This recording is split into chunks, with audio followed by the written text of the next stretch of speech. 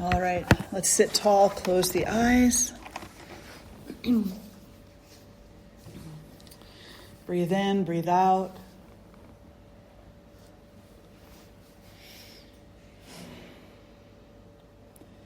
Simply arrive in this moment.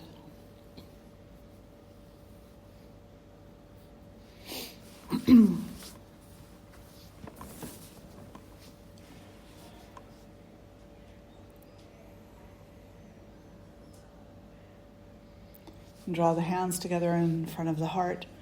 And we'll chant the invocation mantras to begin. Taking a breath in for Om. Om.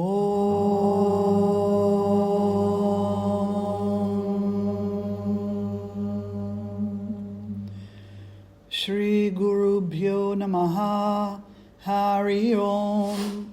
Ganana Antva Ganapati Gum Havamahe Kavin Kavinam Upamashravastamam Jestarajam Brahmanan Brahmanaspata Anashrinvanu Tibasidha Sadhanam Mahaganapataye Namaha Prano Devi Saraswati Vajebhir Vajinivati Dhinama Vitriyavatu Ano Devo Brahataf Parvatada Saraswati Ajata Gantu Yagnyam Havan Devi Jujushana Grutachi Shagman Nova Chamushati Shrinotu Vagdevyai Namaha Om Sahana Vavatu Sahana Bhunaktu Sahaviryam Karavavahai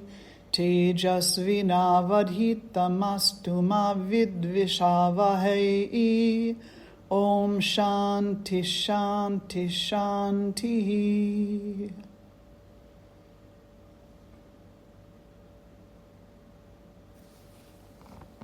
And releasing the hands down and fluttering the eyes open. What do you want to talk about today? Any thoughts, ideas? How to maintain peace in this, right? The political, this division, all of these things that are going on, like staying in center, but yet feeling like you can make it, like you are doing something, but maintaining peace. Or I don't know. It's actually a great topic. No, it's great. Yeah. How to maintain peace in the midst of tumultuous social times. Yes. Whether it's political, religious, social, within familial. Right? Yeah, right? It's like, how do you maintain peace? Oh my gosh. It's like such a huge thing. And it's really, the answer to it is actually really simple, but nobody likes the simple answer. So we have to extrapolate on the simple answer. But basically, the simple answer is this.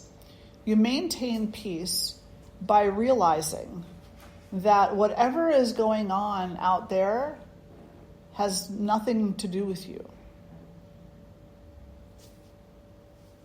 It's not about you.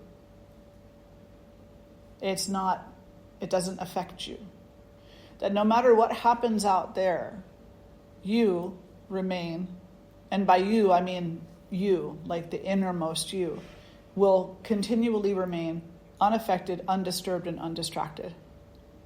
The part of you that gets disturbed, distracted, and affected is actually your ego, right? So your ego is related to in a weird way, but it's not you. It's this mechanism in your mind that is constantly in some kind of survival mode. Constantly. It's constantly in a mode where it is trying to obtain or avoid the things that it needs in order to survive in the identity it has created for itself. But that's not you. That's not you. So that's the first thing. And we could talk about that for a long time. The second thing, and we will, the second thing is to remember that 100% of everything is going to resolve itself without you. 100% of everything will resolve itself without you. So why invest in the upsettedness, in the the stomping of the feet, the pulling of the hair? Why invest in that? Why get your nervous system in such a state that you are experiencing a chronic kind of suffering that seriously you can do very little, if anything at all, about? The third thing, I hope somebody's writing these down. The third thing, because I may ask you so I can go back and build on them. So the third thing is to also realize that it's when things outside are of a tumultuous nature, when things around us are of a peaceful nature, they're only tumultuous or peaceful because that's how we are defining them. That there's actually no difference between the two in the reality of things. And what I mean by that is this, because I know that sounds like BS, right? It's like, oh, there's a difference, all right. Yeah, but you can put two people sitting right next to each other, and one's going to tell you, this world is crazy, these politics, this. The other person's going to say, I don't get it. There's nothing wrong. So it's not the entire truth. It's a personal truth. And personal truth is extremely transitory, changeable. It's not tangible. It's not something that's going to be consistent. So if you can recognize the changeable aspect of things, then it may support you in keeping more peace, more of your peace. And if you can understand that what you're seeing when you look out into the world is your perception, and it's your perception of a thing that you cannot directly touch. You cannot directly change it. Who in this room right now by yourself is going to change what's going on in the world right now? Who's going to stop the war in Ukraine? Can I assign that to somebody? No. Who's going to stop what's going on in the Middle East? Can I assign that to somebody? No, you can't. So what is it that we're really feeling? And that's the other thing. We have to know what we're really feeling. So I think that's like 4, right? We have to know what we're really feeling. And we could label it in whatever way that we want to personally. But if you were to ask me how I would label it, I would say that you're feeling heartbroken. You're feeling heartbroken about the divisiveness that you're witnessing, about the violence that you're witnessing, about the dishonesty and the corruption that you're witnessing. And the reason why you're heartbroken over it is because, number one, and you might not like what I'm going to say in a moment, but number one, you have a dream about what the world should be like. And number two, it is not a reasonable dream in a human-made world that is driven by the ego. Right? Does that mean you shouldn't be an activist? No, it does not mean you shouldn't be an activist. Does that mean that you shouldn't care? No, it does not mean that you shouldn't care. But if you go out there and become an activist, if you care from a place of hopelessness, then what good is it doing? If you go out there and become an activist just so that you can defeat the other side, what good is that? There's no solution there. There may be a temporary fix, but remember that too is changeable. That too is not going to last very long. It's going to last as long as it lasts. And then something else is going to happen and some other problem is going to come up. So when we become active in our activism, it needs to be for purposeful reasons. The alleviation of suffering is number one. Number one, the alleviation of suffering. Not the punishment necessarily of those who inflicted the suffering. Because you don't know if you can. And you don't know if they did. And there's too many complications to that. So don't even. Instead, do what you can do. And what you can do is support others who are suffering. How do you do that? Through a kind word, through a donation, through protection, through sanctuary, by being the best version of yourself as you walk through the world. And when you are walking through the world as the best version of yourself, and that means a version of yourself that is aligned with peace and unity and all those words that in society today don't really mean very much except for a hashtag or a logo or something. But in your heart, you know that they mean a whole lot. You know that to walk through the world with peace and with unity is to adhere to the true calling of your heart.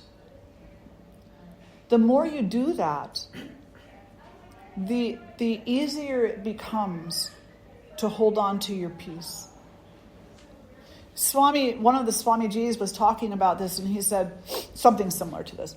And he said, when you look out at the world and you see these politicians and even sometimes religious leaders and, people in general, he said, what you're witnessing are a bunch of children fighting on the playground. That's what you're witnessing. There are a bunch of children fighting on the playground, none of which have concerns over anything except their own interests. Which one's going to get the ball? Which one's going to get the bat? Which one's going to get the swing? Which one's going to get the seesaw? That's all they're fighting over. They call it power. But it's not actually power. That's another conversation. Yeah. Because it is, but it's not. It's human perception of power, right?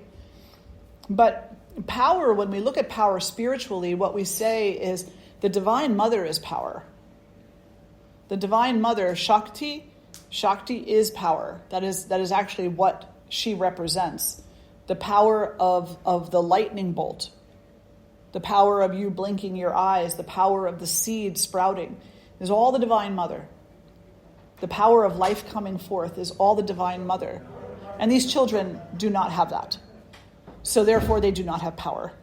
They have stomping of their feet, demanding what it is that they want to have, and they have brutality. And therein lies the fifth thing, is to understand that our biggest fear in this life, in addition to the end of this life, so the fear of death and dying, is the fear of brutality. It is the fear of violence. It is the fear of seeing that violence come too close, get too out of hand, which makes more and more people, eventually including myself, susceptible to it. And so that drives us. It drives us into a state of chronic fight or flight in the nervous system. Is this making sense? Yeah. And when the nervous system is in a chronic state of fight or flight, what's called the sympathetic aspect of the nervous system, you can't be at peace because you're too concerned with survival. Now, ultimately, I could also sit here and say to you that any worldly concerns about what's happening in the world that disrupt your peace are not conducive to your spiritual growth, because the thing that you're most concerned with is your physicality and the physicality of others. You're concerned with the body and the body of others.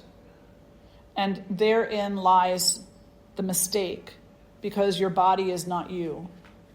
Their body is not them.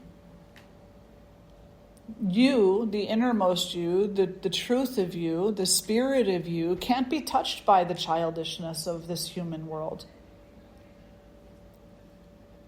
It'll never be touched by it.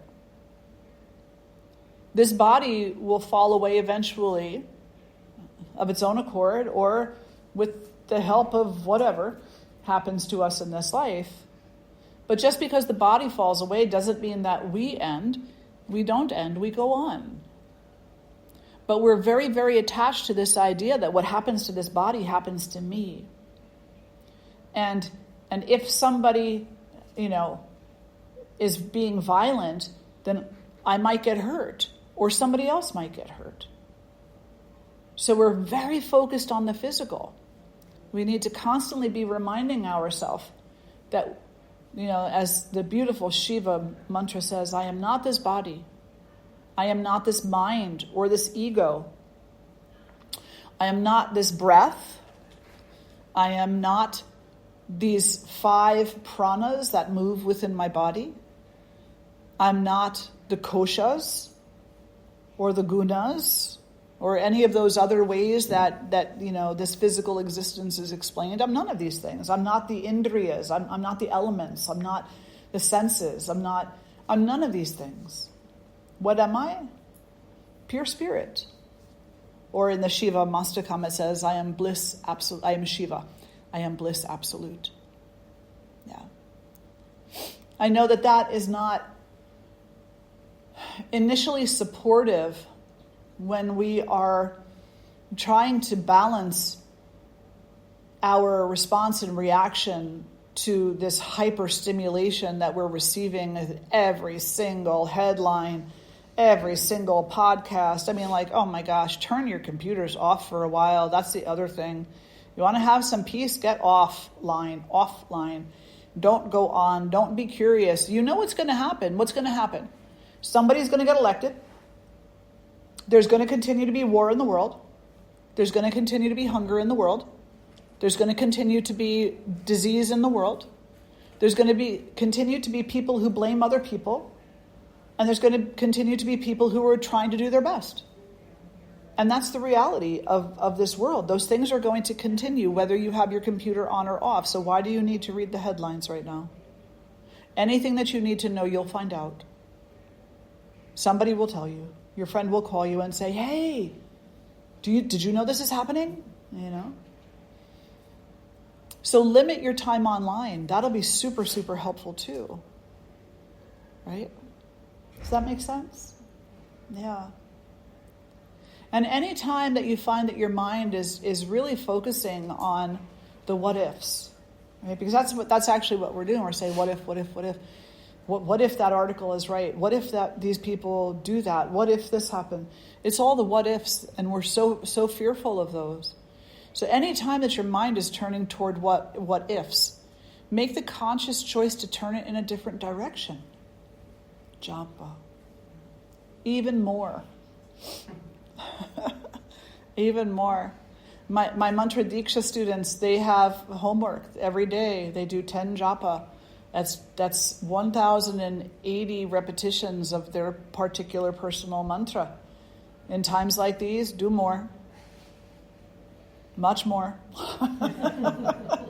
Every time that your mind turns toward the fear, toward the concern, toward the frustration, chant more. And when your heart turns towards service, chant more. So that your service is consistently coming from a place of the sacred and not from a place of fear. So it's not a reaction as much as it is a thoughtful responsiveness. Otherwise, you may get fatigued, tired, lose enthusiasm. You ever have that happen to you where you go into this volunteer situation and you're all gung-ho, you're like, I'm going to do this, and you didn't quite prepare yourself or do very much, looking into it, and you get there and you didn't even know what you were expecting, which is okay because most of the times we don't know what to expect anyway, but you were doing it for some interesting reason, like maybe to prove something to somebody, or maybe to get a thank you, or maybe to feel better about yourself, or maybe to feel better about the world. And so, not very long time, you start to be like, oh, I got to go there again. I'm getting tired. This is getting boring. What am I getting out of this? That's not service. That's the ego. That's the ego. So the more that we keep our service coming from the heart, coming from a place of no expectation, the longer we'll be able to maintain our service. I mean, people ask me all the time, and I'm not patting myself on the back or anything. I'm just saying that I know for a fact that this is true. Because people ask all the time, they say, how do you juggle everything that you have to do? I mean, you're training students, teaching students, answering emails from all kinds of people. You're updating, you're teaching online. You're going out and talking to people. You're taking care of problems. And how are you doing this? And at that, sometimes I mow the lawn. And I say, because it's all service. What else would I be doing? I joined the ranks of stomping my feet and acting like a child. I don't want to do that. I did that enough in my life already. It's just all service, And I don't want anything back for it. I don't expect anything back for it. I don't even want to thank you. No, you don't have to ever say thank you to me. People do, but you don't have to, because this is my saving grace by way of it brings me peace. It brings me peace. So when you commit yourself to service in place of the angst that you face when you're looking out at society, when you bring yourself into a committed service instead, let it be that. Let it be for the sake of peace, for the sake of the alleviation of suffering. Expect nothing in return for it at all.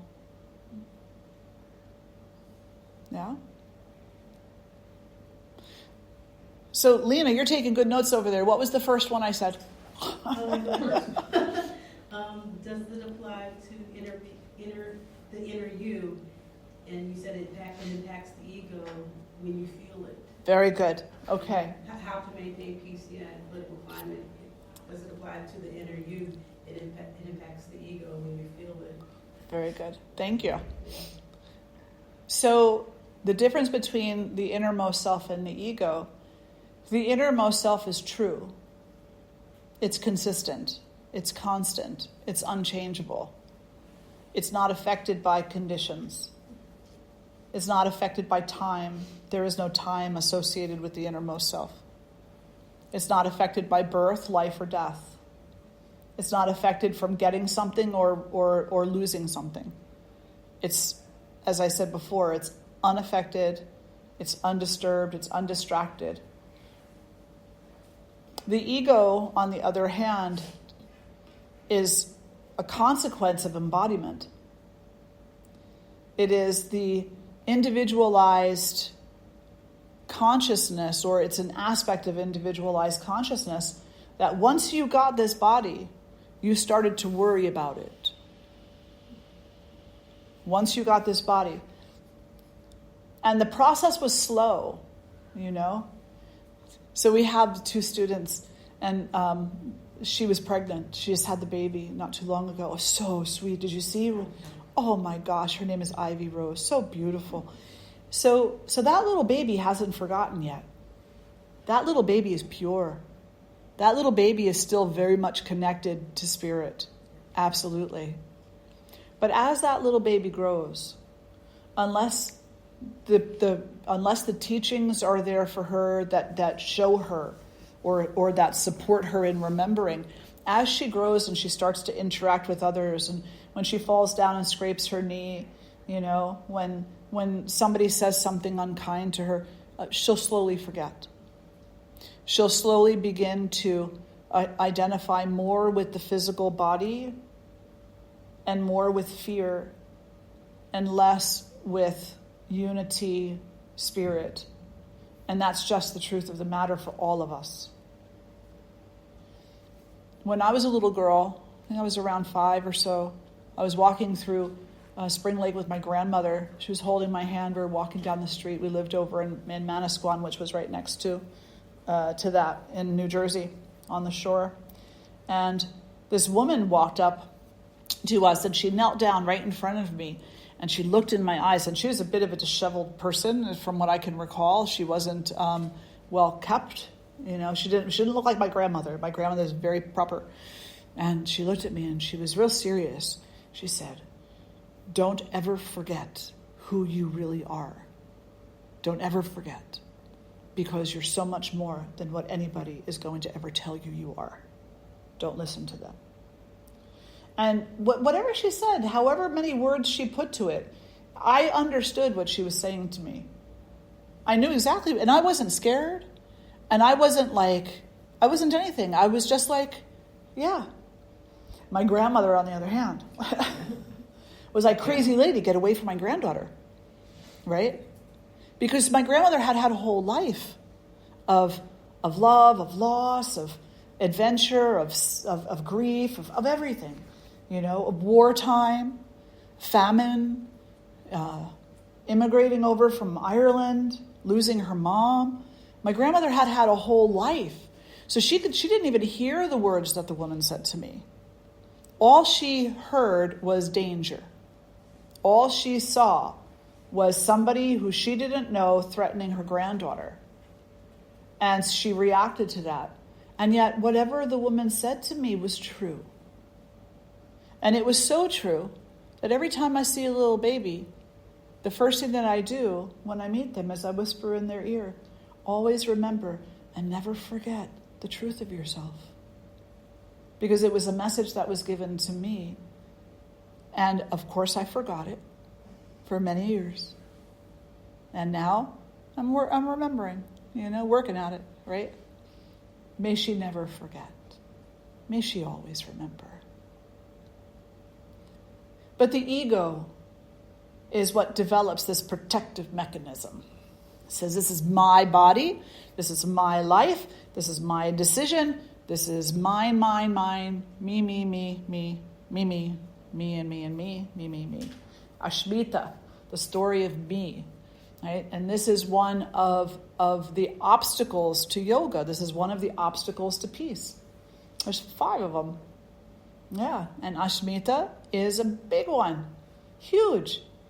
The more that we're invested in the ego's perception of things, the less we are invested in the spiritual perception of things. And by that, I mean the unity and the service and the selflessness. The more we're invested in the ego, the less we're invested in those things. We might tell ourselves that we're invested. We might say, but I do go and I do work at the dog shelter every week, or I do this, or I am nice to people. But if you investigate it a little bit, what you might find is that there's a hidden expectation there.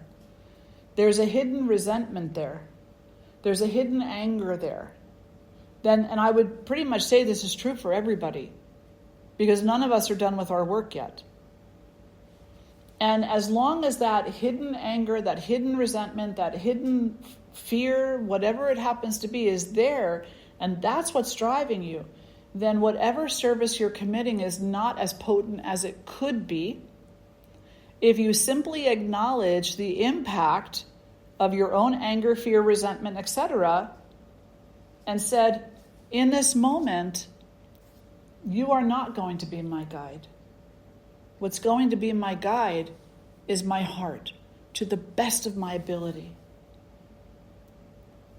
And then it's a very complicated process of humbling yourself.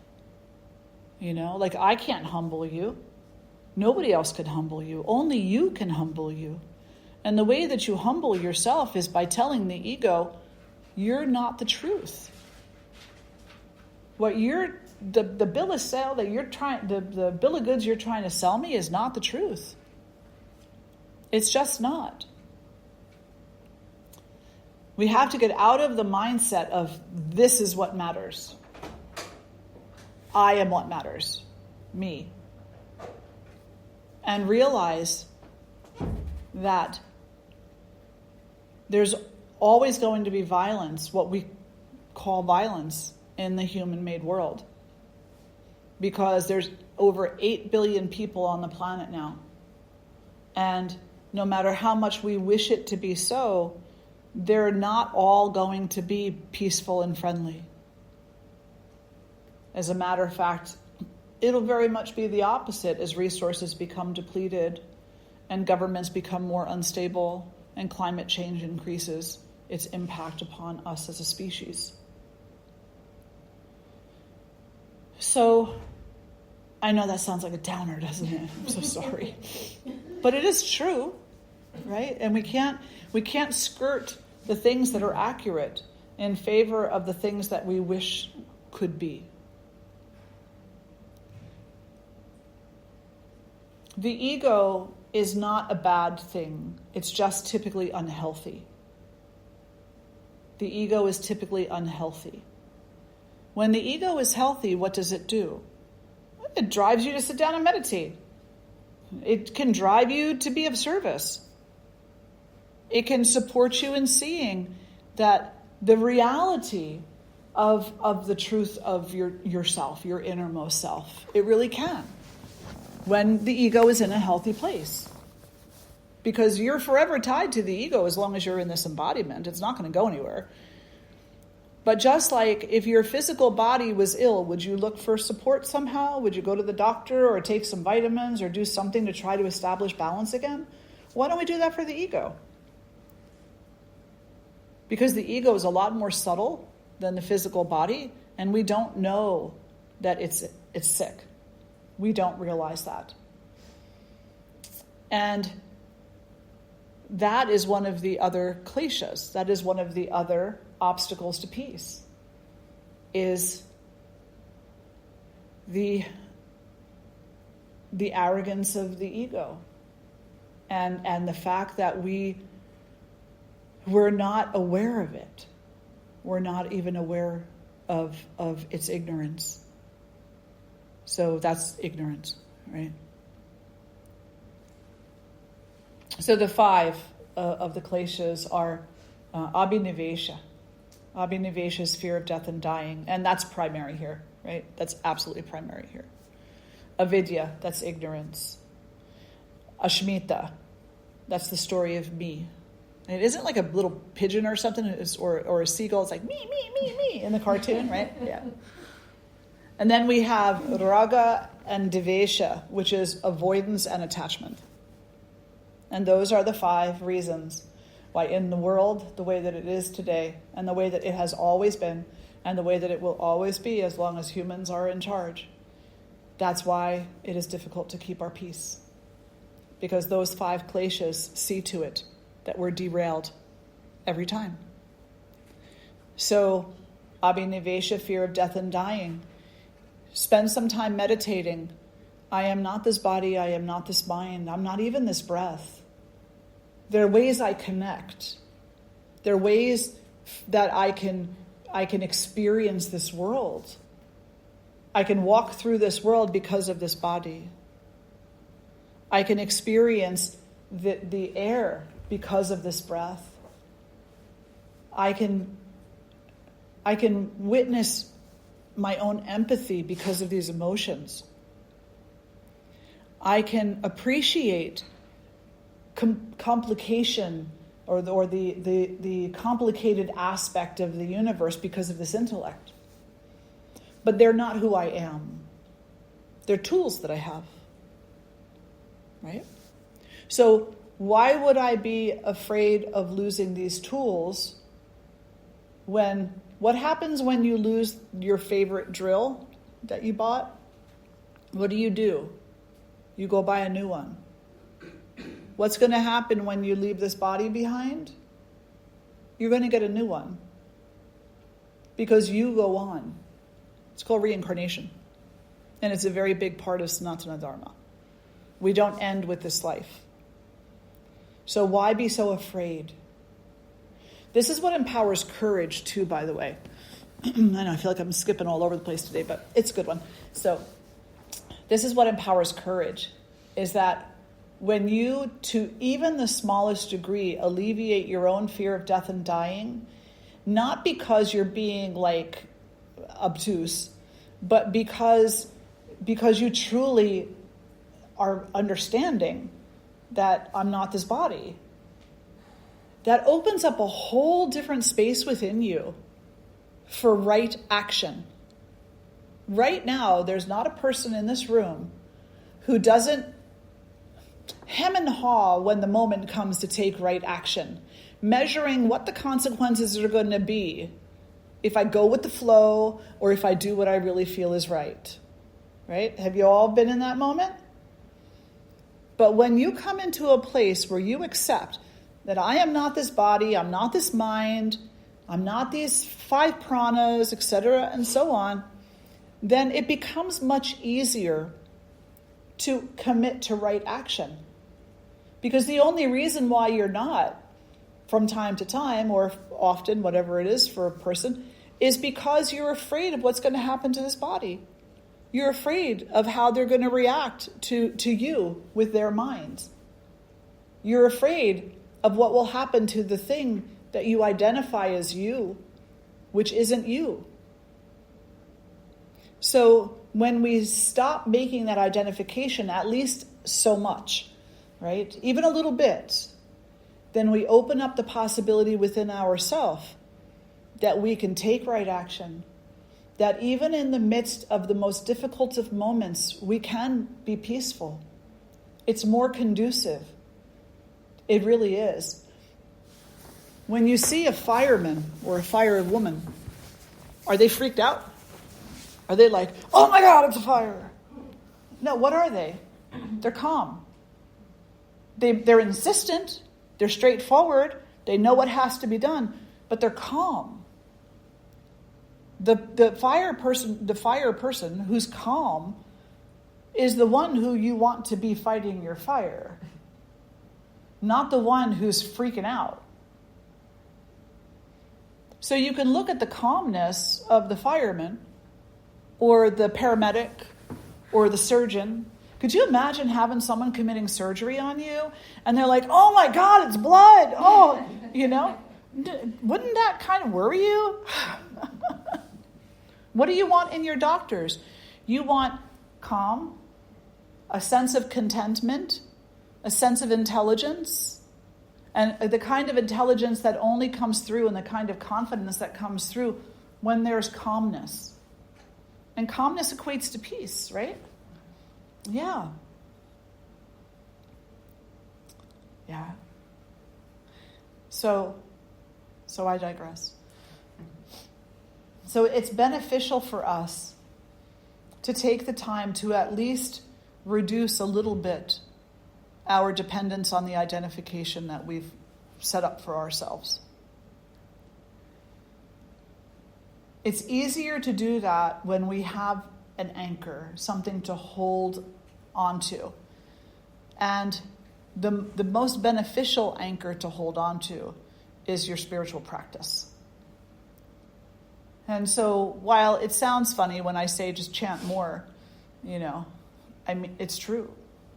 Because therein lies your spiritual practice. But chanting more is maybe not quite enough initially when the screaming in the mind is a bit louder than the mantra. So we have to also do the work of acknowledgement that maybe our perception is not exactly correct. Not exactly. And again, I'm not saying don't be an activist. I'm saying you'll be one hell of a good activist if you let go of those other fears. You'll be an amazing servant to the community. Absolutely. Why? Because you'll see what needs to be done and you'll do it. And you won't hem and haw. Well, should I? Shouldn't I? Who's going to like this? Who's not going to like this? You'll be like, someone's hungry, I'm going to feed them. Someone's hurting, I'm going to see what I can do. Someone's in need, I'm gonna try. I used to go up to the city in New York. Some of you probably heard this story before. And whenever I would go up in the city, I used to love going up there when I was young. I don't particularly care for the busyness anymore, but I used to go up quite often. And I would always give food or money to the homeless people. I didn't pity them. No, it was because they were in need. And I've been in need in my life, and people have shown up for me. So why can't I show up for them? Well, my friends, when they would go with me, they'd get pissed. They'd be like, why do you do that? Don't give them money. They're just going to go drink it away. And I would look at them, and I would try to be patient. Of course, back then, that was not as easy as maybe it is today. I don't know. But I would just say, it's my choice. If I want to give somebody $5 so they can go buy themselves a sandwich or whatever, because yes, back then $5 would buy a sandwich. And fries. And fries, right? Exactly. Yeah. Then that's my choice. It's none of my business what they do with it once I give it to them. That's what a gift is, isn't it? You give a gift, it's none of your business what happens to it after it's given. So finally, this one day, we're up there and we're walking around, and I hand this. He was not an older man. He was, I guess, maybe in his 50s or something, maybe 40s. I handed him like $5 or something, and I was with a couple of friends, and the one turned around to me and said, "I really hate that you do that, because this person is just going to go drink it away." And he was pretty obtuse with what he was saying. And I just turned around to him and I said, "You want to know why I do it? This is why I do it. Because that soul right there was born into that condition so that I could have the opportunity to not be a jackass. So I could have the opportunity to be kind. So that I could have the opportunity to practice service and humility. That's why I do this. It's not about his physicality. It's about his soul. And it's my responsibility in this life to care for my soul and to care for his. So take that and don't come up here with me anymore." And he was like, "Whoa, I never looked at it that way."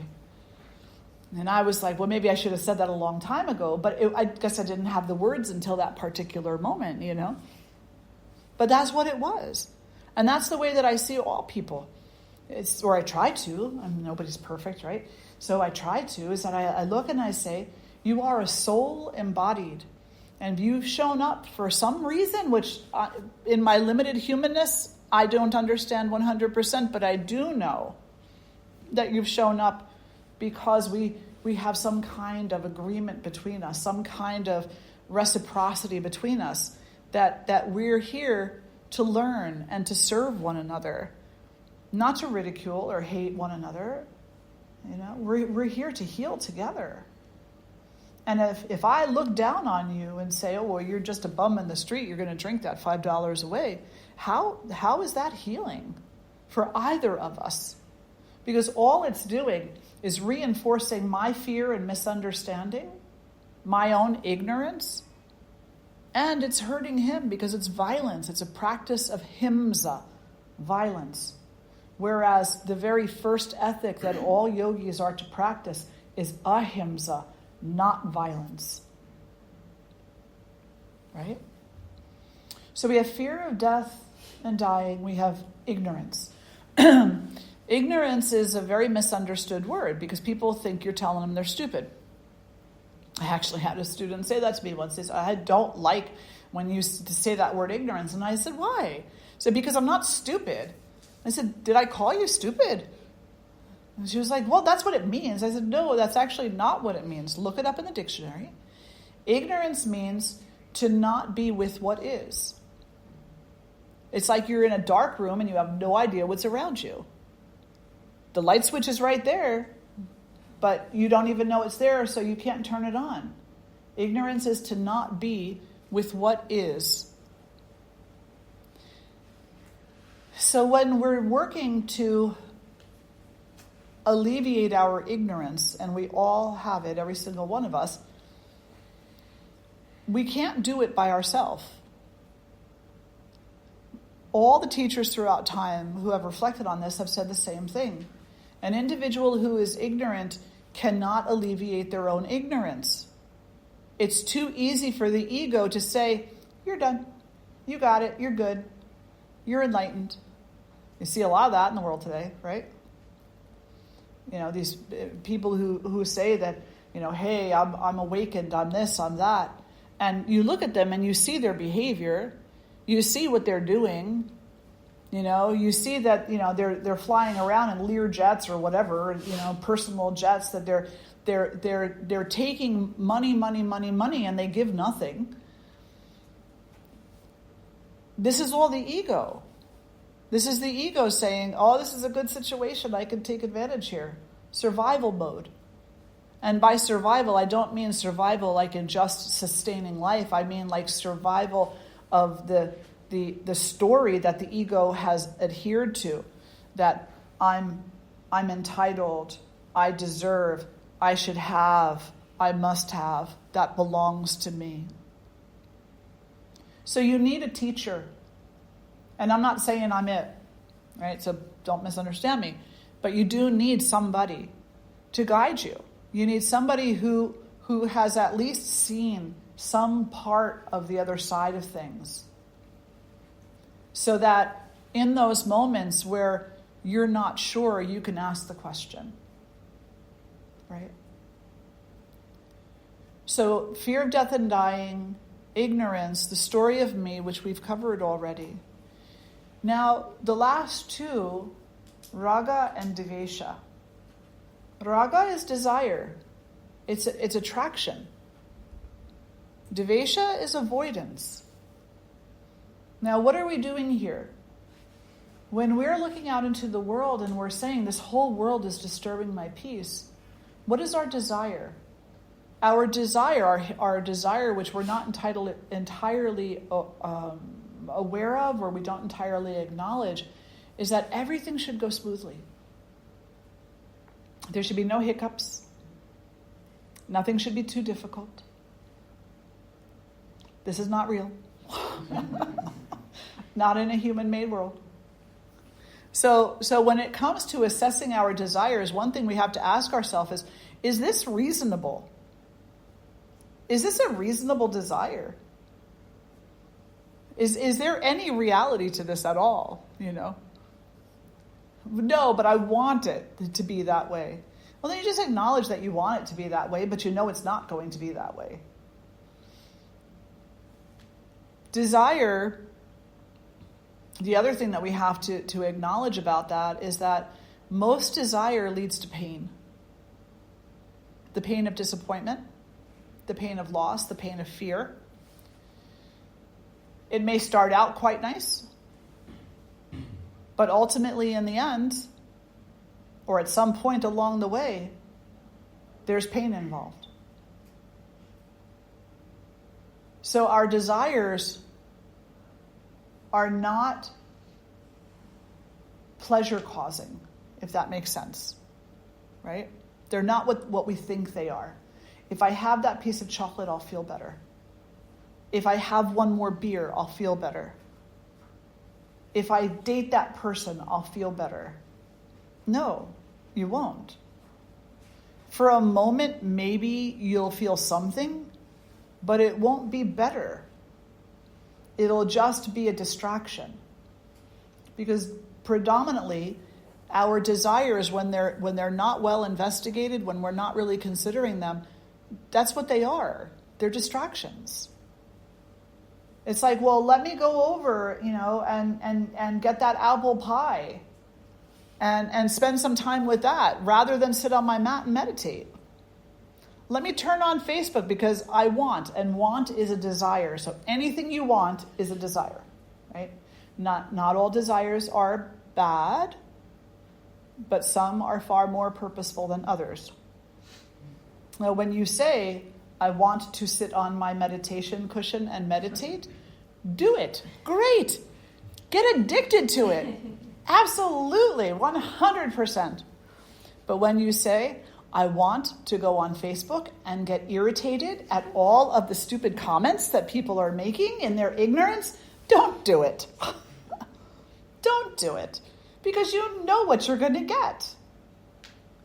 How is it that we're here learning all of this and practicing all of this, and we have such turmoil in our hearts because of what's happening in the world, and yet there's somebody living off in the woods somewhere who has little to no understanding of yoga, and they're in absolute bliss because they have zero attachment to the outside world. They don't even have a TV or a phone, right? So that tells us something, doesn't it? It tells us something.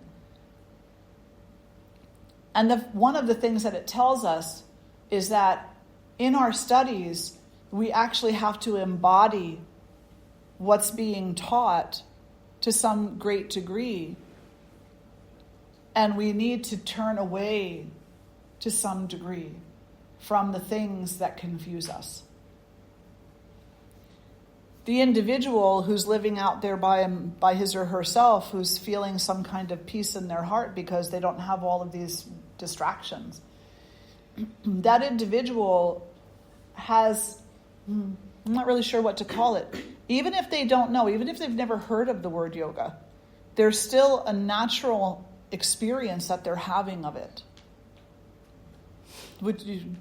I know many of you know exactly what I'm saying. I hope all of you do. Okay, good. So desire, we have to look at it and just understand what it is. Anything that you want is a desire. Most desires are not functional.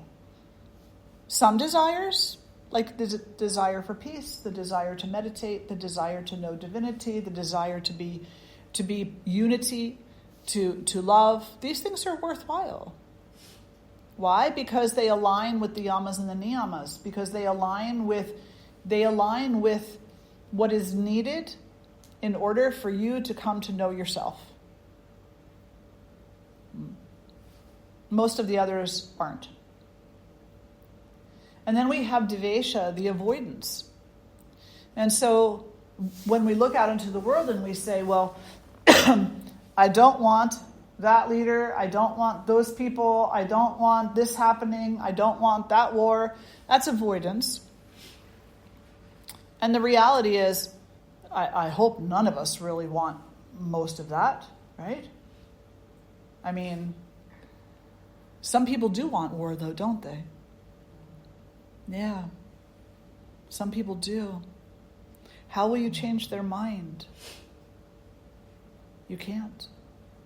You won't. It's mostly not possible without some grace or something. Whatever you say to them, let's just say you got their ear one day, it would fall on deaf ears. Right? Does that mean that it's hopeless? No. It means that there's always been war and battle and conflict in a human-made world, and there always is going to be. So maybe that's not where you should put your focus. Stop thinking so much, I don't want war, I don't want war, I don't want war. You know you don't want war. What do you want? I want peace. What's the work that you can do for peace? That's a worthwhile desire. Mother Teresa said one time, she was approached by, this is during the Vietnam War, I guess one of the women who were staying and retreating with her, or maybe doing volunteering at the convent or something, was going to a protest against the Vietnam War, and she went to her and said, are you going to come to the protest against the war? And she said, no, I won't be there. And she said, oh, but Mother, it would be so meaningful for you to be there. It's such an important cause. We're fighting against the war. Can't you reconsider? Whatever you have to do, it can't be more important than that. And she said, no, I won't be there. And the person kept saying to her, it would be so important for you to be there for this cause against the war. And Mother Teresa finally turned around to her and said, I won't go to fight against the war. When you're fighting for something, let me know. Right? When you're fighting for something, let me know. Because it's typically pretty futile to fight against something. But when you are working for something,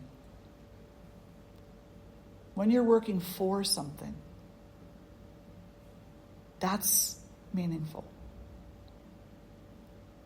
That's meaningful. Is that supportive? Yes, thank you. Mm-hmm. It's a great question. I wish it was just easy. Like we could snap our fingers, blink our eyes, and say, that's it. No more turmoil in society. We could be like Samantha on Bewitched, wiggle our nose, and that's the end of it all, right? But that's just not the reality of it. What matters the most for each and every one of you, in my humble opinion, is that as you walk through your life every single day, that you walk through your life with keen understanding that every other person that you encounter, for the most part, is as afraid as you are, is as concerned as you are, is as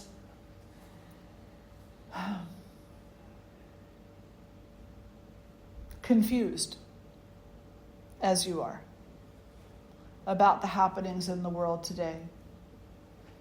Their details may be a little bit different.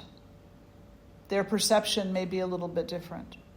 But they're just as confused, hurt, angry, sorrowful, suffering as you are. And that what you share in that regard inspires you to be a kinder person, to be a more patient person, to be a thoughtful person, so that when you see a need, you answer that need as best as you can, that you cultivate within yourself the courageousness to be that person who sees, who knows what right action is, and who takes right action no matter what anybody else might say. Because when you live aligned with your heart like that, you will find peace. Peace is absent in most moments for most people right now because most people are not living aligned to their heart. The t-shirt might say they are, but the t-shirt isn't peace. The t-shirt is a rag, right? The t-shirt is just something. It's a thing.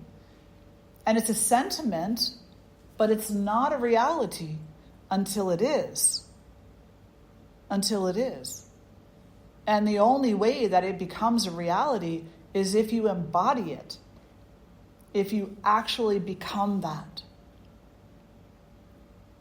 So become that. To the very best of your ability. But I'm still scared. Of course. Because you're just starting. How can you can't flip it on and off like a switch. You know? It doesn't work that way. You gotta coax yourself into it. You have to talk yourself into it. A little bit at a time. As you go through your days, reminding yourself, I can do this. I can put the needs of those dogs in the shelter ahead of my own fear. I can put the spiritual needs of my soul ahead of the fear of my ego. I can do this. And then start exploring what that means to you. And how you work it out for yourself. Yeah? And I'm here. So if you have questions or if you need a little bit of a oomph, I can give you that. Absolutely. Just come on by or call or message or something. But do the work. Because the more of us that do the work, the more that world of peace that you so long for is going to seem like a possibility. In yoga, there's 4 yugas. A yuga is an era. It's a period of time, a very long period of time. Extremely long. It can't be put into years necessarily, although some people try. And each era is marked by qualities of darkness and ignorance versus goodness and peace. And the Satya Yuga, the truth, the golden Yuga, is a time of peace. It is a time where 97% of the human population are living in peace. Notice I didn't say 100, because it'll never be 100. Even in the scriptures, it says it will never be 100. There will always be somebody. You know that person? There's always going to be somebody. But we do know that according to the yogic histories, that there has been this time where the abundance of people are doing their spiritual sadhana. They're living a life of devotion, of peace, of service, and the world is better for it. Then in the next yuga, it reduces. Some things start to happen. Some what they call demons start to show up. And what are those demons? So now Hinduism gets a real bad rap for this because they're like, they believe in demons. It's like, you have an ego with demons? Don't give me that. Christianity has exorcism. What's that all about?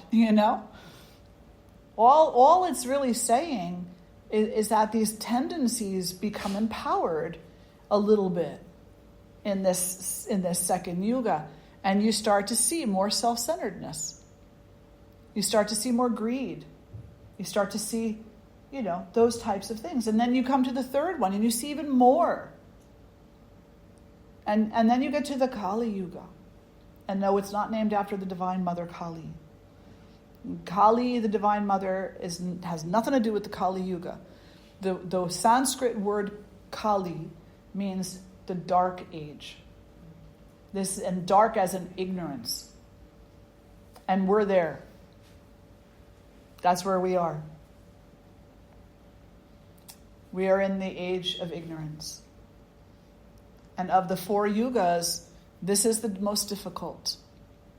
Because there will be communities of people who want change, who want peace. But now the 90% want war. Yeah. So what can you do? As Gandhi said, be the change yourself. In a time like this, people need you.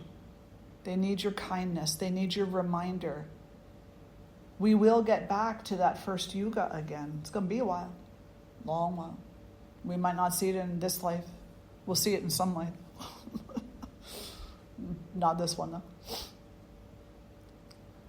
But what you can do in this life is make your little pocket of the world, a more peaceful, kind place. Yeah. That was a lot, wasn't it? Yeah. Any questions or reflections? I had so many questions as we were going along, and then you answered them. Just be patient. Very good. It's not hopeless. Yeah. Oh, no, go ahead. I'm sorry. In regards to, I wonder how this applies to the flip aspect of mundane, too, because I think that can I was just thinking of how to, the day-to-day, there's acts of services and things like that when there's not really anything going on. Mm-hmm. And it's mundane and how that can bring up all those things. Sure. As well. So I guess, I don't know if you have anything to say to that, how to apply this just to the mundane day-to-day stuff. So the mundane is also susceptible to the ego, right? Now I'm bored. I don't want to do this again. This job is boring. This relationship is boring. This lifestyle is boring. I need something to spice it up. Careful what you ask for. I found out a long time ago that if you ask for something out to the universe, you best put details in there. Yeah, because otherwise, spice it up could mean a lot of different things. So, on the days where it's difficult because things are tumultuous, practice more. In the moments where you feel the mundane is overwhelming, practice more. And remember that those two are nothing more than raga and devesha. They are the two kleshas, the two obstacles to the experience of yoga. What is the experience of yoga? It's the experience of the truth of the self and of all selves. It's the ultimate peace. It's God consciousness, however you want to say that. And in the moments of, feeling that things are mundane and boring, you can also just take a little tally And say, well, thank goodness in this moment I don't have fear of those other things. Yeah. But other than that, it's really just acknowledging that it's all the ego. And it's all evidence of an ego that is ill. So the ego is what needs to be toned, healed, brought to a healthy place. And there's one other thing you can do too. Whether you're in that place of the tumultuous or you're in that place of the mundane, go help someone who's suffering, who's really obviously suffering. Go to the shelter and spend some time with the dog who was abused. Go to the children's center and see the children who have no families. Go someplace where suffering is really super obvious, and let your heart be melted. Let your heart be absolutely melted. Be of service there. And remind yourself what your life is for. Because it's not for complaining. We all do anyway. But it's not for complaining. Yeah. Swami Shivananda oftentimes said, the fastest way to heal yourself is to help another heal. Not to fix them. I always have to be sure to say that. Not to fix them, but to support their healing by way of serving them. Yeah. Good. Anybody else? I'm going to do a time check real quick. Oh, I think we're done. Let's sit tall. I'll close the eyes. I was worried I wasn't going to have enough to say. That has not happened yet. All right, draw the hands together in front of the heart. We'll lift our voices in one Om and the All Beings mantra for the sake of peace for all beings everywhere. Take a nice breath in for Om.